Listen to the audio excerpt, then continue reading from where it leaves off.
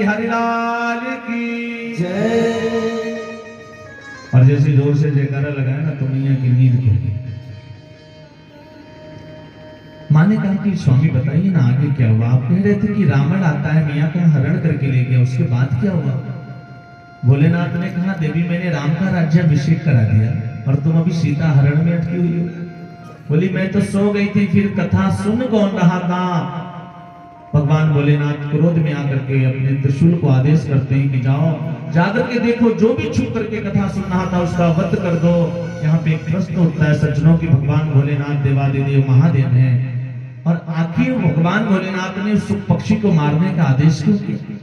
उस पक्षी का अपराध क्या था? ना यही ना कि वो कथा सुनना था। और यदि कथा सुनना अपराध है सज्जनों तो हम सब भी अपराधी हैं, क्योंकि हम भी वही कर रहे हैं। बोले महाराज कथा सुनना अपराध नहीं है, किंतु पीछे बैठ करके कथा सुनना, व्यास मंच के पीछे बैठ करके कथा सुनना अपराध होता है। छुप करके कथा सुनने का मतलब होता है ब्रह्म विद्या की चोरी करना। और सुखदेव जी ने वही किया था। इधर त्रिशूल जब चलाना सुखदेव जी को मारने के लिए, सुखदेव जी ने देखा कि त्रिशूल मेरा वध कर देगा, तो अपने प्राणों को बचाने के लिए सीधे कैलाश पर्वत से नीचे की तरफ भागने लगे।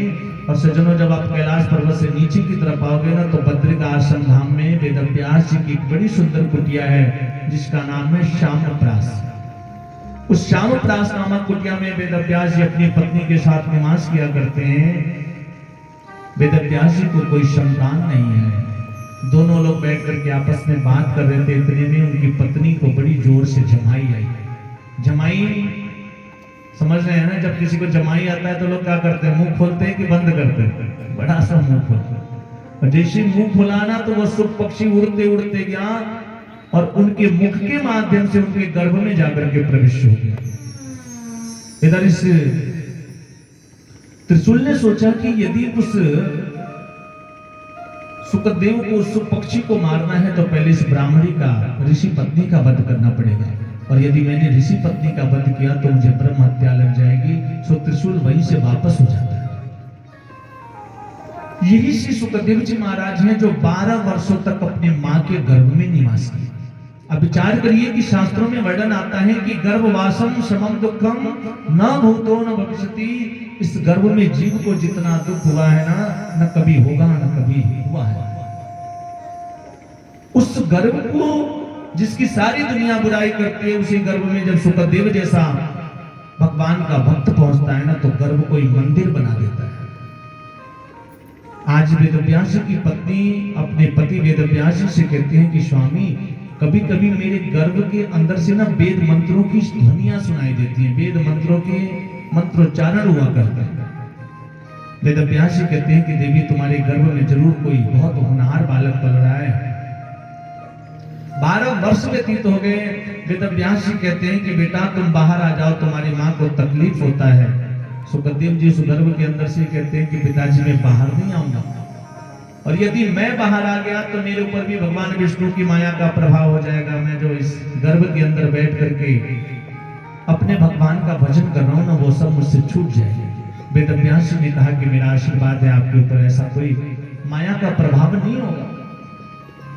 सुखदेव जी ने कहा नहीं, स्वयं मायापति भगवान विष्णु जब आकर के मुझसे बोलेंगे ना तब जाकर के मैं इस गर्भ से बाहर आऊंगा। और मेरे गोविंद को आना पड़ा। सज्जनों 12 वर्षों के बाद यही श्री सुखदेव जी महाराज अपने मां के गर्भ से जन्म लेते हैं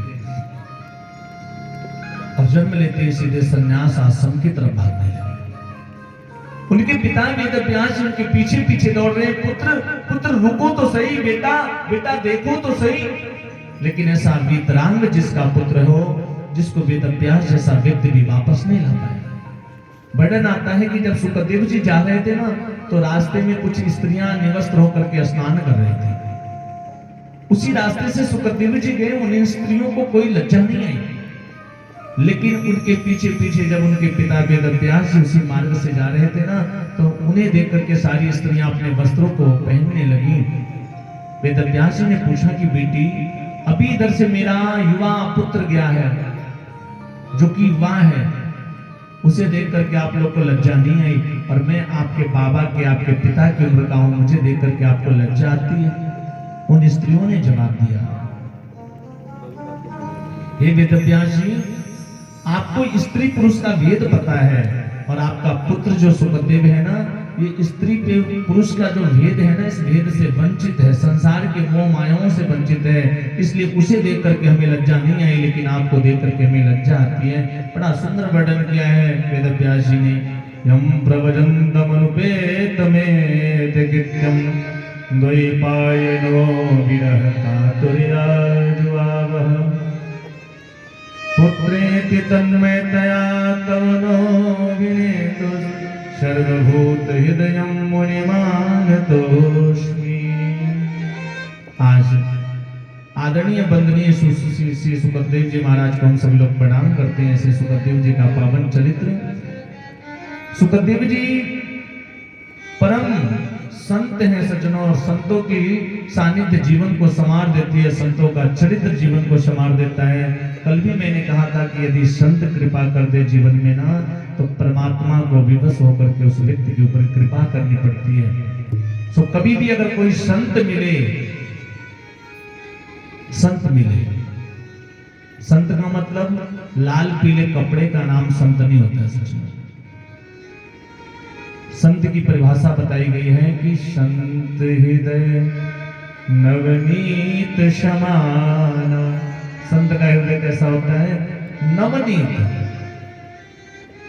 जब हम लोग दही को मथते हैं ना माताएं, जब दही को मथती है ना, तो जो उसमें से पहले क्या बोलते हैं, क्या निकलता है उसमें से? मक्खन जो निकलता है, बिल्कुल उसको अभी खर नहीं किया गया रहता है, वो कितना मुलायम रहता है, वैसा हृदय होता है संतों का। उसके अंदर कभी अपने पराये का भेद नहीं होता, वो संत है। ये संत नहीं है कि ये मेरा बेटा है। एक बार की बात है, मैं आप लोग को बताऊं। आज तो चेले जो है ना, वो संत लोग से भी ज्यादा आगे बढ़ गए। ऐसी कुंभ लगा था, जैसे अभी लगा है ना कुंभ, तो मैं अभी कुंभ की बात नहीं कर रहा हूं, पीछे कुंभ की बात कर रहा हूं। एक गुरुजी थे, गुरुजी कुंभ में स्नान करने जाने के लिए तैयार हुए थे। चेला बोला कि गुरुजी हम और चल। संजोग से जो चेला रहे ना, वो एक यादव जी रहे। गुरुजी से कहले कि तू जाके नहा के पुण्य के भागी हो जाए, हम पिछवा जब हम चलब सतवे, हमो के लिया चली गुरुजी, हमो पुण्य करब, हमो नहा के दान पुण्य करब, हमो धर्मात्मा बनब।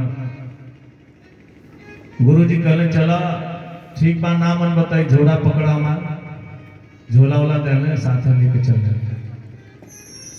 चेलवा बड़ा होशियार है, कलश गुरुजी कुंभ में जाते नहीं नहाए, कुछ रुपया पैसा धरने बने की ऐसे फ्री फंड वाला व्यवस्था।